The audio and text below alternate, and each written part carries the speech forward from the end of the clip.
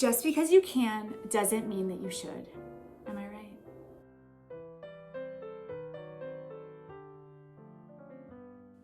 Hi, it's Karen, also known as Not Fancy Knitter. I'm coming to you from Chicago, where I live with my husband, our 3 kids, and our 2 dogs, Max and Alonzo. So it's been a while since I podcasted, and that's only because it got kind of busy around here. All of our kids are done with summer camp and home for summer break, and it is a circus here.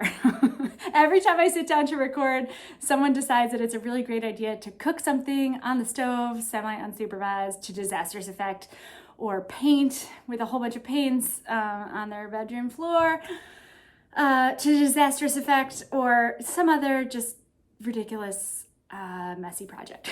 So it's all good, it's all fun, and it is true summer, but it doesn't lend itself to podcasting. So my apologies for the long break, but I'm gonna try to get back into it. Cross your fingers, you guys. But I have a lot of knitting to show because I have been busy despite the lack of podcasts. So let's just get right into it. My first finished object, or maybe my only finished object, I think maybe the only, is what I'm wearing. It is the square neck camisole by Helene Beba. I'm gonna stand up so you can see it. And it works a little better if I back up. So this is it. It is supposed to be knit top down, but I cast on 2 or 3 times at the top of the straps, or at the back of the straps, I think it is. And you knit the straps first, and then join them in the front. And I don't even remember how you do it, but you have to start with the straps. And I could not get the straps the correct length. I was so frustrated. I knit the straps, I think 3 times, and then I would join them and I would try it on, and it would just be either super long, or like I knit straps that were like that short, way too short. And I just decided, you know what, like forget it. Just gonna knit it bottom up. I know knitting things bottom up is a pain because it's hard to know how long to go before you separate for the underarm, but I have knit a couple of camisoles. I knit the My Little Secret Crop by Jessie Made Designs, and I have a pretty good sense of the length that I want from the hemline to the underarm. For camisoles, for me, it really seems like 12 inches is the way to go, or at least I knit 12 inches, and then when the ribbing stretches out, it might be slightly less than that, like 11 and a half. And that seems to be pretty good. So that's what I did here. I cast on at the hem, and I knit 12 inches around in ribbing, just forever ribbing. And there were it was hard because I had to reverse the pattern, because when you knit top down, I'm trying to remember how this works. There were like increases and or decreases at various points, but they were really nicely done so that the ribbing lines up. So if you look, there's these here, and the ribbing kind of, I was going for the bottom up, so the ribbing increases out, and then it returns to be in pattern, which I thought was super cool. But it was kind of some mental gymnastics for me to change it from top down to bottom up. I think it was pretty successful. I have to be honest, I don't know if I did it right. I kind of was like, oh, that's a decrease, so now it's an increase. And I just crossed my fingers and went for it. I do like how it turned out. I'm going to show you one more time. I just think it looks really clean how the ribbing goes together like that, and the fit is great. Like, I could not wish for a better fit. I was initially really worried. I knit this out of Sandnesgarn Tin Lina, which is a blend. Hang on, it's probably on here. It is. Oh no, it's not in English. Okay, yes. 53% cotton, 33% viscose, and 14% linen. It is terrible to knit with. I found it to be super splitty. All the cotton and linen in there means that there's just like no give. It's like really ropey, which I really did not enjoy. However, I love the color. I think this is petrol. It's not on here, but I mean, it's just a bunch of numbers, but there are titles, colorway names on the website, and I believe this is petrol. Or if it's not, it's just, there's only one color that's even close to this. If you're looking for it, that's the one.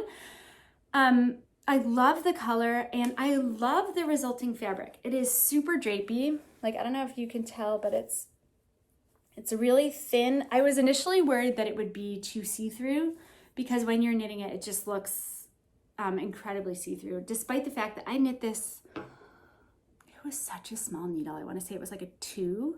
That I knit this on 2 or 3. Definitely not more than a 3, but I'm pretty sure it was a 2. So it was just like knitting on these tiny needles with this ropey yarn that was just, it was a bear. It was really terrible. But I have all this yarn. I have like 2 or 3 balls left. I think this is 50 grams. I have like 150 grams of this, even after knitting the camisole. So I don't know. It's going to be a while before I have the fortitude to make something with this again. But it was, I want to say it was, dare I say, it was worth it because the end result is beautiful. It is light and airy and drapey and perfect for summer. It's very breathable. The fit is great. I did a new technique to me. It was double knitting. I've done some double knitting, but I've never used it as an edging. So all around the sleeves the armholes and the neckline, front and back, is a double knitting border that you put on after the fact. So you finish knitting the body, you do the straps, you join the straps, and then you just have to knit around. It's almost like doing an applied I-cord type thing. Incredibly tedious. And actually I had to do it more than once because I had no idea. The pattern to me, like if you've never done double knitting before, the pattern was not very easy to follow as far as explaining how to put the double knitting border onto the garment, or at least for me. I mean, I don't know. But I found a really good video, which I can link below if it's something that you're interested in. So I followed the video and it was working great. And I did the one armhole and I tried it on and it was so small. Like it just cinched it in. You have to pick up stitches around. And I must have just picked up way too few. It was sort of hard to know from the pattern itself because, you know, everybody's stitch count is going to be a little bit different. Well, mine was too small, probably by half. So I had to rip it out and pick up again with way more stitches, and it was much more successful. But it took so long. I feel like it took as long to knit the double knitting border as it did to do like the entire top half of the garment. But I love the way it looks. It's like such a clean finish. And I'm not usually a fan of I-cord. I think sometimes it just looks, I don't know, a little bit too crafty. I don't know, like somebody's gonna be like, oh, you made that, that's so nice. But I think the double knitting border is lovely. Like it really looks very finished, very tailored, and it just lays completely flat. So dare I say again, it was worth it in the end. I would definitely recommend this camisole. I don't knit a lot of camisoles and I'm thinking like, why is that? I should definitely be knitting more because I have worn this, I believe, every week since I finished it. And sometimes multiple times a week. So this is a winner. So that is my only finished object. I do have one other, I don't know if you count it as a finished object or like a repair. So if you have watched this podcast for a long time, you may recall that 1,000 years ago, I want to say like maybe 2020 or 2021, I knit the EDT by Isabel Kramer. And I knit it out of Quince & Co. Sparrow, which is 100% linen. I forget the name of this colorway, but it's like a really taupey, beigey color that I think is really lovely. Very neutral, but I never ever wore it. Like I think I wore it one time. And it was just because I added length to the pattern because I thought it was gonna be cropped and I didn't want another cropped tee. Well, little did I know that linen yarn, or at least this linen yarn, stretches ridiculously. Like it, I should have just knit it to the pattern length or even a little bit shorter because once I washed it and put it on and wore it for a day, instead of being, like I was going for this length, right? I like this length a lot. It's not cropped. This is my belly button there. This is the top of my waistband, and it's like just an inch or an inch and a half below my waistband of whatever pants I'm wearing. So that's what I was going for. And when I first knit it, it stretched down like it was a tunic. It went past my butt, which I mean is good for some things, but I honestly felt like I was like 88 years old and retiring to Boca. It was just like it was too much. It was like too beachy, it was not me. So every time I tried to wear it, I was like, ugh, I just don't like this look. But I didn't want to frog it. I didn't think it would frog very well. And I didn't know what to do with it. So I just, stuffed it in my closet for several years, hoping the problem would fix itself. Surprise, it did not fix itself. And so this year I was cleaning out my closet and I got really annoyed with my EDT because it took me forever to knit. It's not a hard knit, but at the time I was kind of a newish knitter.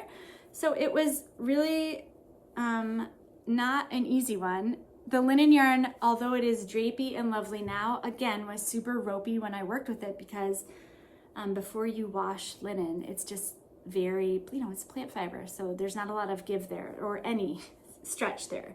So it was hard to work with. So I'm like, I put all this time and effort into it. There's these lovely textured lines that sort of help with the biasing so that it will lay flat.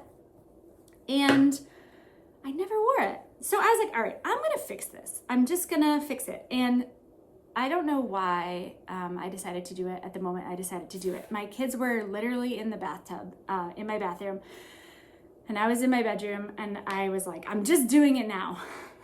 Why? So I took my scissors and just like hacked off, I wanna say I cut off like a good 4 inches off the bottom of it. I just like hacked it off and tried to find the end of the, any kind of thread that would go all the way around. And I did it and threaded my needle in and just bound off again. I want to say the fix, I'm so embarrassed to admit this, I think the fix took me from start to finish 10 to 15 minutes. It was the fastest fix ever. It was like faster than Kitchenering a toe on a sock because I didn't even have to look anything up. And I love it. I love it so much. I've worn it so much. Why did I not fix this sooner? I'm going to put it on so you can see it. Hang on. Okay, so here it is. The color does not at all go with this skirt, but you get the idea. So it is, again, it's pretty much the length of that camisole, maybe a little longer. This is my belly button. This is my top of my skirt. It's just a little bit longer than that, and it is so lovely. It's like summery, it's drapey, it's light. The color looks good. It does not read senior citizen. So I would highly recommend, if you have knits that are sitting in your closet that are just for whatever reason not exactly right, like either the ends need to be woven in, or the sleeves need to be lengthened or shortened, or the hem needs to be adjusted in some way, or the neckline is too big, or I don't know. Just really try to fix it. It is not that bad. I'm mortified that I could have been wearing this for the last 2 years and it was just sitting in a closet because I was too lazy or too overwhelmed, or it just seemed like in my mind it would be a big fat deal. But it wasn't at all. It was great. So this is the EDT by Isabel Kramer. I would highly recommend that knit. If I'm remembering correctly, and again, this was a couple years ago, so it's hard to say, but I definitely joined, I'm trying to think how you do this. You knit the V-neck and then you join in the round. So you're knitting flat and you're doing basically decreases or increases to make the V-neck. And I joined in the round a lot sooner than the pattern recommended because I cannot imagine how deep the V would be if I knit it to pattern. Like, it's already a little bit deep for me. Like if I put it, I wear it so it sits back a little bit, but this is how it's supposed to sit, which is like, that's a big V for me. I don't usually wear V-necks, but I tend to wear it like this.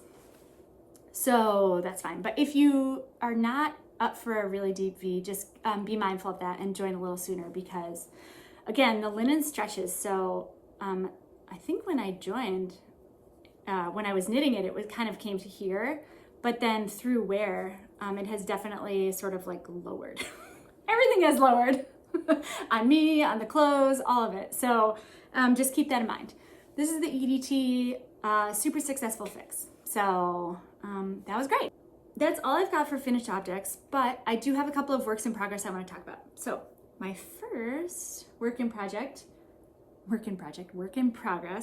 is a pair of socks, which I myself am shocked at because I haven't knit a pair of socks in well over a year, or more than that, because I think the last couple of pairs I attempted I only finished one sock. So socks and I don't always get along. But I figured, you know what? I have been watching Handmade by Florence, or Florence Handmade. I'll put the link to the podcast down below. It is a lovely knitting podcast from a knitwear designer in England, I'm pretty sure. And I kind of binge watched all of her episodes, and she makes the most lovely neutral pattern socks, all kinds, that she just kind of won me over. I was like, why don't I make those? I need more of those in my life. So I was poking around looking for pattern socks, and it occurred to me that one of my most favorite knitting podcasters, Kelly Menzies of RowRow and Kades podcast, is a wonderful knitwear designer, and I've not once ever knit a pattern of hers because I'm a bad internet friend. But I keep intending to knit her patterns and I never get to it. So I figured this is my chance. She designed these socks called Most Ardently. They are lovely pattern socks. The pattern includes instructions to knit top down or toe up, depending on which you prefer. There are multiple sizes. I, of course, did not gauge swatch, so I'm just crossing my fingers on this one. I knit these socks top down. I guess I like this color, huh? I guess I do. So I cast on the first sock a little bit ago. You knit some twisted rib at the top, and then there's this lovely lace pattern on the leg. And it's almost time for me to put in the heel. I have to be honest, I did not read that far ahead. I'm not sure what heel Kelly recommends, but whatever it is, that's what I'm gonna do. And then I've got the foot. The pattern continues on the top of the foot, and then the bottom is just stockinette, which is what I would prefer, because the lace pattern on the bottom of the foot seems like it'd be kind of uncomfortable to me. Oh, actually, I like that heel. I'm not sure what that is, but I do like it. So that's coming. But I love how it's turning out. It is not at all a hard lace pattern. If you have watched this podcast at all in the past, you know that lace and I do not get along. Lace knitting is kind of my nemesis. It always does me dirty. Every time I think I'm getting more comfortable with it, then I get into it and I screw up somewhere and I can't read my knitting and I end up just ripping back an inordinate amount. But this lace pattern is very, very manageable. It is a small repeat, and since I'm knitting on GPNs, I am team GPN. I stop the lace pattern at each needle, so I never get far enough to where I don't know that I've made a mistake. So it's very easy to just tink back a couple of stitches if I somehow did get off in my pattern, but I only had to do that like twice. So really, these are going great. I think when they block, they're gonna look amazing. If you stretch out the lace a little, you can see. So I love how these are turning out. I am hopeful that I will not get second sock syndrome and I will actually finish this whole pair because they are so, so pretty. I am knitting this sock pattern out of a yarn that's new to me, and I'm gonna have to pause and look up the name of it because I don't think I have the tag in here. Do I? Why would I have the tag? No, of course I don't have the tag. But I'll talk a little bit about it before I look up the name. It is a non-superwash sock yarn that I got from the Bloomin Spindle. And I got it because I've never tried a non-superwash sock yarn. I actually have no problem with superwash. I knit a ton of stuff out of superwash. The feel of it doesn't bother me. I actually kind of like the smooth feel of it. Maybe it's because I was an 80s baby and grew up with all of that like shiny acrylic. It just feels like nostalgic to me. But this sock yarn uses mohair as a strengthener. So it's some kind of, I think it's Corriedale and mohair, because it is beautiful. Now, I will say it is pricey. So I definitely would think twice before I knit a sweater out of this, just because that is a fancy sweater. But there's a lovely halo. And while you can tell that it is non-superwash, like it's not the softest yarn, it's not scratchy. And I love the feel of mohair. So I feel like whatever sort of rustic feel would come from the wool is counteracted by the fluffy mohair. So, and especially for your feet, like my feet are going to think this is luxurious. So let me just look up the name of it and I'll let you know what it is, because this was totally new to me and I'm a fan. I would definitely knit with this again. And the color palette is out of this world. Lots of neutrals, lots of like really saturated tones as well. So really pretty. Okay, then my next project is sort of hard to explain. So I took my kids to summer camp in Maine, and we sort of landed in Portland, Maine, and then my girls go one direction and my son goes the other direction because they go to girls and boys camps, unaffiliated. And so I was sort of killing time in Portland because my husband drops the kids off by himself, because I feel like they're a little bit more independent if I'm not with them at the drop-off. So he was driving the kids to camp, and so I was just sort of hanging out in Portland, and of course I had to go to a yarn store, because what the heck else am I gonna do in the city all by myself? So they have a yarn store called, I think it's called Knitwits Yarn, which I had been to before a couple of years ago. They have since moved locations, but same great yarn store. And I was working at the time. I had brought the square neck camisole as my travel project for the plane and whatever. But I was worried that I would finish it and I wouldn't have anything to work on the plane home, which it turns out was a completely unfounded worry. I had tons of work to do. I underestimated how long the double knitting border would take to put on. So I was not at all close to finish, but I thought I was. So of course I had to buy more yarn because you can't be on an airplane and run out of yarn. I mean, that is like the ultimate in first world problems. So I went to Knitwit Yarns. Is that what it's called? I'm gonna look it up and I'll put it down as a banner below if that's not what it is.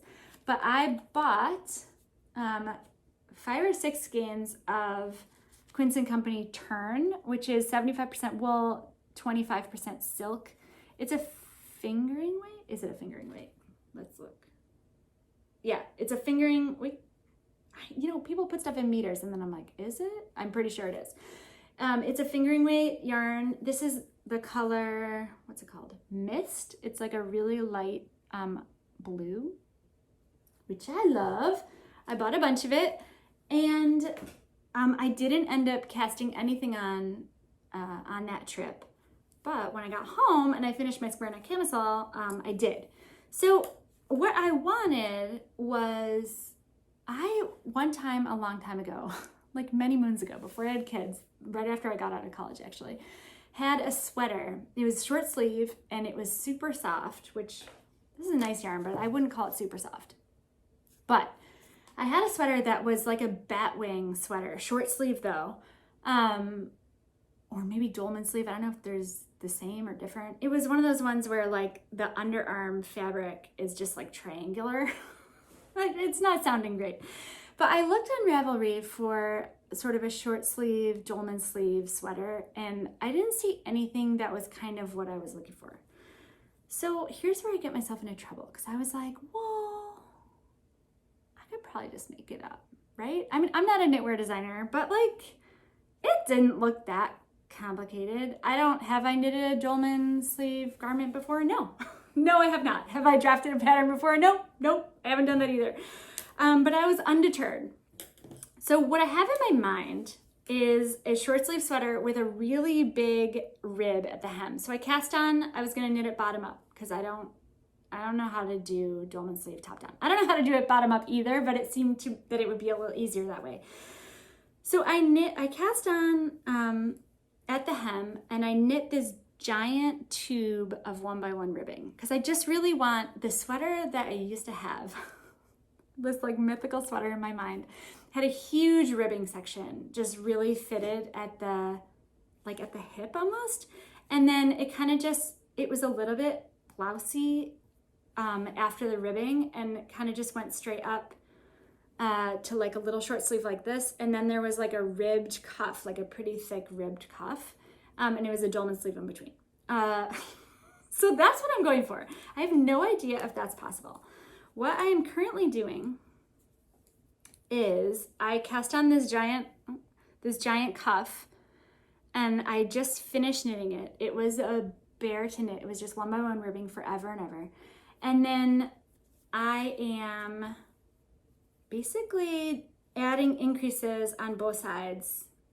You can't see it because it's on a pretty short cord, but I'm just increasing out on both sides so that it'll be kind of a triangle.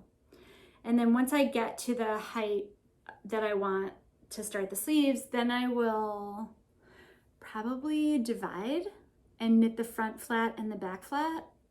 This is all like theoretical. What will I do? I don't know. Anyway, I'm gonna knit the front and the back and probably 3 needle bind off them at the top or join them in some way at the top, and then pick up stitches for the ribbing. There is a very serious chance that this will not be successful. But that said, I love how it looks so far. I love the ribbing. It's like perfectly the right amount of stretch. I did a big gauge swatch, which then I unraveled, which I think I am beginning to regret because I don't exactly remember what my gauge was. I think I know what it was. I really wish I had kept that swatch. But here we are.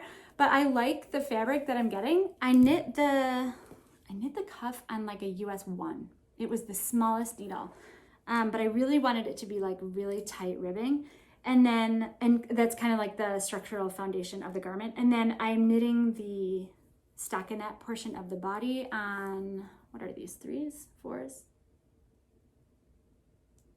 3s, I think. I can't read that.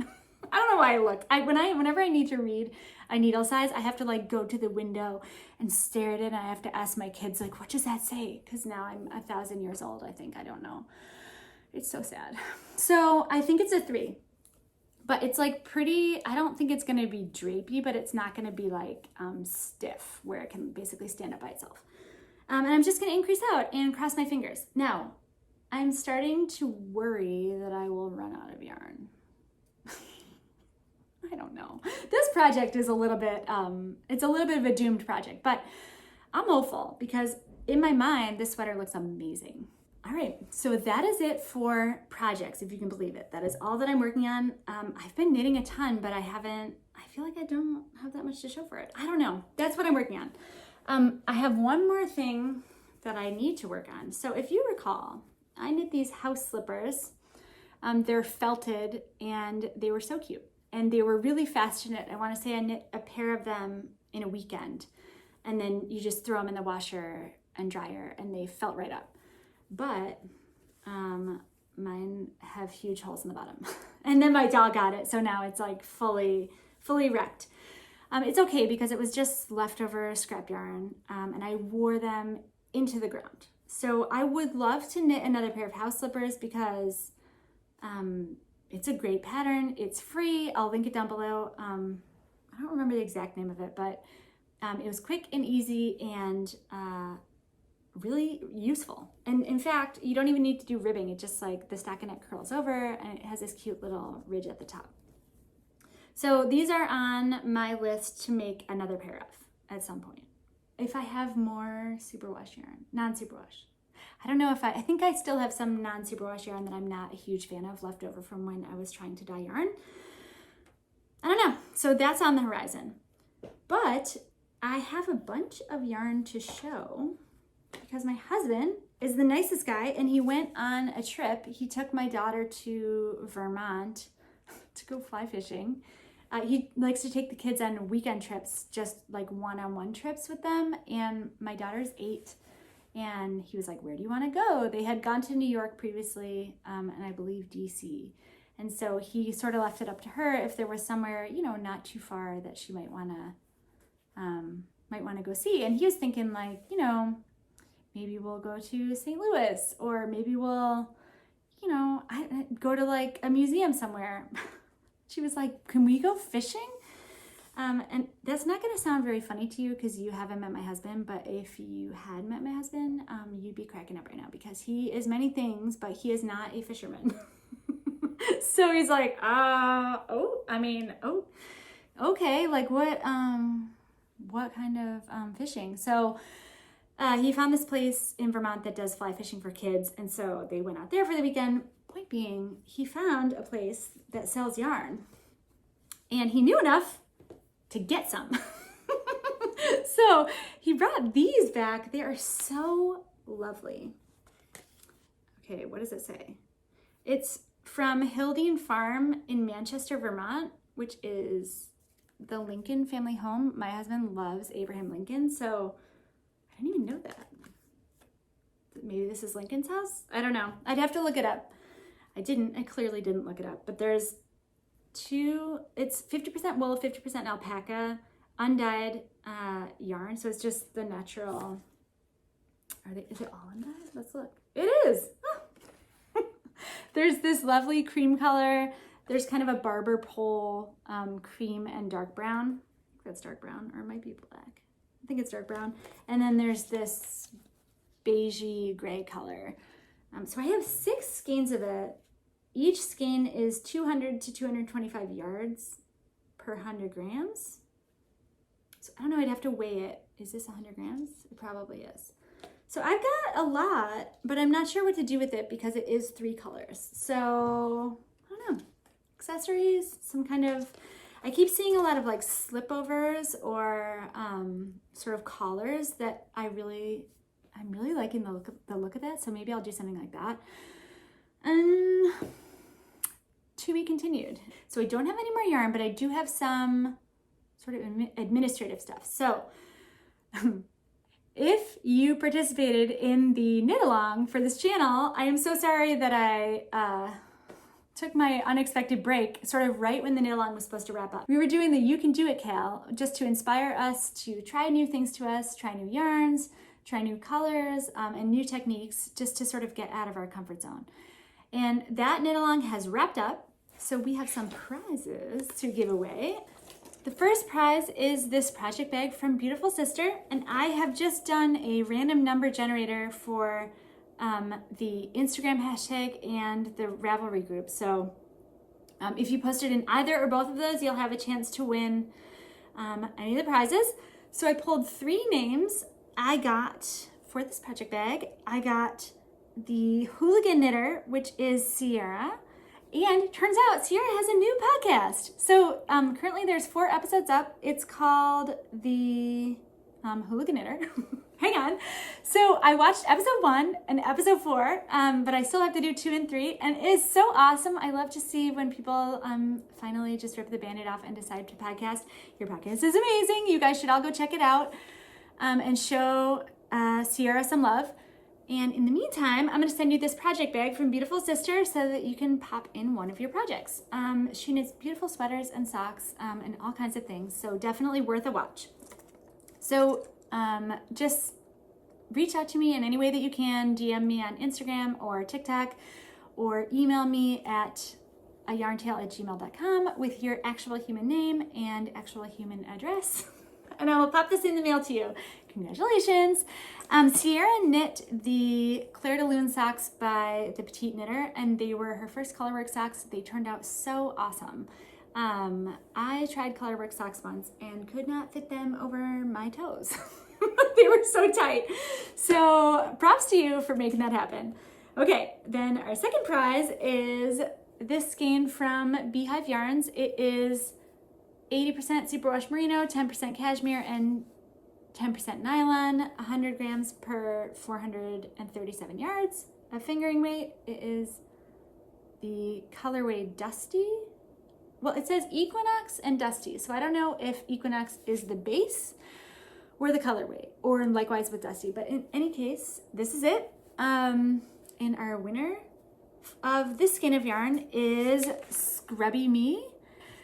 Scrubby Me knit the Little Tern blanket by Tin Can Knits, and it turned out, again, awesome. I've never finished a blanket ever in my life. I started a lot of them, but I just can never persevere to the very end. So, lovely. Again, reach out to me and I'll get this in the mail to you as soon as possible. And then the final skein of yarn, which is the Adorn Luxe from Three Irish Girls in the colorway Balmoral. Again, fingering weight yarn, 85% merino, 15% nylon. Goes to Katya of Katy Berry. She knit the Oh My Sheep poncho, and it looks like it's her second one. That is a pattern by Amanda Kafka of the Crafty Jackalope. And again, it turned out so awesome. You guys are so talented. So please reach out to me in whatever way is easiest for you, and I will get this in the mail to you. Congratulations. Thanks so much for participating. I love seeing what you guys are all working on. It's just so inspirational and further fuels my cast-on-itis. Okay, one last thing. So I don't know if you're aware of this. If you are local to Chicago, Miss Purl Chicago on the south side in Beverly or close to Beverly, and the Bloomin' Spindle on the north side are having a Crosstown Classic where knitters can work on projects and weigh in each week at the Bloomin' Spindle or Miss Purl Chicago, and they're weighing up their projects and assigning points. And so far, I believe the Southsiders are crushing us. However, it is not over yet. I believe there's one more week of the Crosstown Classic. So if you are a knitter and you're close to one of those two stores, or you just want to pop in, it is not too late to join. I myself am hoping to include these socks for the Crosstown Classic. I just need to knit a little bit longer on them. And when we get to the end of next week, I will weigh them and send them along. So if you're local, definitely go on their website and check it out, because kind of a cool thing. Usually the Crosstown Classic involves baseball between the Cubs and the Sox, which is why I'm on the north side team, because I'm a Cubs fan, even though technically I live on the south side. Well, technically I live on the west side of Chicago, which does not have a baseball team, but I'm a little bit further south than north. But I'm a Cubs fan till the end. So that is all that I've got, except I have one last thing, and it's not really knitting related, but kind of. So I was in Target, because I basically live there. There's one within walking distance of my house, which don't get me started. But I was in Target and I was looking for a bag that I could just throw all my stuff in for the airplane when we were flying our kids out to camp, because my previous throw everything in it bag sadly got holes in the bottom. So I was looking for a replacement, and I found one. It wasn't exactly what I was looking for, because it's a little bit smaller than what I had before. Because I really need something that can just fit my whole life in it. And this is not that, but I had to get it. And once you see it, you will know why. Hang on, I'm just gonna empty everything out so you can look inside. Okay, oh my God, what is in this bag? Change, sunglasses. Okay, I got this. You guys, it's like the Purl side of a stockinette bag. And it's knit out of this ropey material. I mean, it's some kind of rope. It's very soft for rope. I mean, if you're thinking rope, this is about as soft as rope gets. Okay, so it's lined with this like cotton lining, right? And there's a little snap at the top. I mean, it's Target, so like, it's not gonna win fabrication awards, but like, it's cute. And this is how crazy I am. I'm standing in Target and I'm like, oh, I kind of like that. But like, I could totally make that, right? I could rig up some stockinette rope bag and figure out how to line it with something and put on some snaps and thread in my little handle. I mean, we're leaving on the trip tomorrow, so this was my thought at the time. So like, could I source rope and knit up this bag and figure out a lining and also figure out how to line it and also figure out a snap and find a snap and how to use it and install it and the handles? And I was like, no, Karen, no, don't do it. Just spend the $30 and buy the bag. And so it hurt my heart a little bit as a crafter to buy something that I know in my heart of hearts, I could totally make this. But just because you can doesn't mean that you should. Am I right? I mean, please tell me I'm right, because every time I look at it, I'm like, I should make that. I mean, how hard could it be? And also, like, there's like an end floating out here. I just tuck it back in, and you can't really see it. It's like having your own real knitting. Just like poke it in there. No one's gonna see. But I would highly recommend it. Aside from the fact that it's white and it's slowly turning gray, because I'm so hard on my bags. I mean, can you see that? That's like so dirty. I like it. I think that it subtly calls out to all the knitters out there, and it makes me happy when I see it. And when I wreck it, and it's not an if, it's a when, maybe I will make that rope bag. I don't know. Is it just me? Does anyone else do this? So that's all I've got. I am really hoping to get back onto a regular schedule of podcasting because I do miss everybody. I love to hear from you and hear what you're working on. I love our community, and I'm just really excited. It is almost back to school time. I mean, it's not, right? It's totally not. My kids are off school for another month still, month and a week, like so much time. And I have nothing planned for August. It's just a complete free-for-all. My kids are like playing video games. My son has not emerged from the basement in like 3 weeks. It's like the Wild West in my house. And actually I'm very worried because I've been up here for an hour and like I don't hear anyone. What are they doing? Where are they? They're probably slowly destroying something in my house. But it's good to see you again. It's good to make some kind of video again. And I'm gonna do my best to pop back on, semi-regularly. I hope you guys are doing well. I hope you are enjoying summer and you're not in one of those places where it's like 120 degrees. And if you are, I mean, Godspeed. Hang in there. And winter is coming. And I mean that in the best possible way. Because winter is the happy time for knitters. So hang in there, and I hope your knitting is treating you well.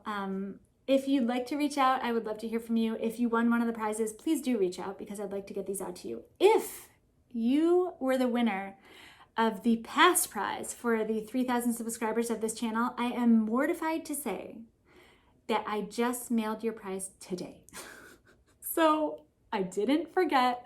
Every time I looked at it, it was like all packed up on the table in my dining room. Every time I looked at it, I was like, oh my God, I have to get that to the winner. And I didn't do it. And I was like filled with shame and self-loathing every time I looked at it. But I finally ripped the Band-Aid off and got it to the post office. So that should be coming. If you don't see something in like a week or two, please do reach out. It's totally my bad.